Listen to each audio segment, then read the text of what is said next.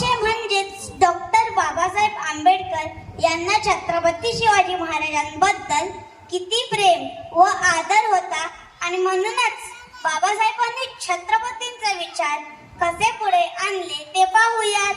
त्याआधी या दोन ओळी. दोनच राजे इथे गाजले, दोनच राजे इथे गाजले कोकण पुण्यभूमीवर, दोनच राजे इथे गाजले कोकण पुण्यभूमीवर. एक त्या रायगडावर, एक चवदार तळ्यावर, एक त्या रायगडावर, एक चवदार तळ्यावर. छत्रपती शिवाजी महाराज की जय. डॉक्टर बाबासाहेब आंबेडकरांचा जय असो. एकीकडे छत्रपती शिवाजी महाराज हे फक्त पराक्रमी योद्धे नव्हते, तर एक आदर्श राजा होते. त्यांचे राज्य हे न्याय, समता आणि लोककल्याणावर आधारित होते.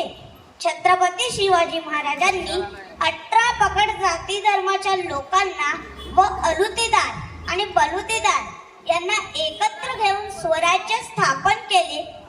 म्हणूनच त्यांना रयतेचा राजा असे म्हणतात.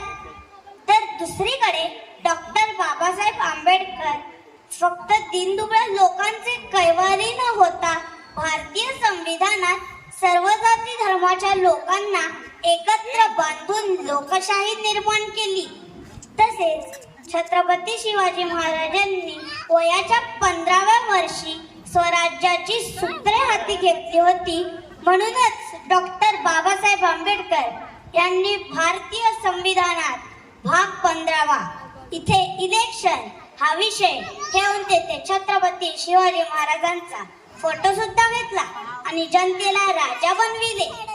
छत्रपती शिवाजी महाराजांनी परस्त्रीला माते समान वागणूक दिली, तर डॉक्टर बाबासाहेब आंबेडकर यांनी प्रत्येक स्त्रीला पुरुषांइतकेच अधिकार आणि स्वातंत्र्य मिळवून दिले. अजून एक प्रश्न असा आहे की बाबासाहेबांनी पाण्याचा सत्याग्रह करण्यासाठी चवदार तळेच का निवडले? तर त्याचे उत्तर असे की ती भूमी रयतेच्या राजाची होती आणि छत्रपतींच्या भूमीत कोणताही भेदभाव नसावा, म्हणूनच बाबासाहेबांनी चवदार तळ्याची निवड केली होती. आणि बाबासाहेबांनी पहिल्यांदा जय भवानी जय शिवाजी असा नारा दिला होता आणि तो पाण्यासाठीचा सत्याग्रह ऐतिहासिक ठरला. तसेच डॉक्टर बाबासाहेब आंबेडकर हे बदलापूर येथे शिवजय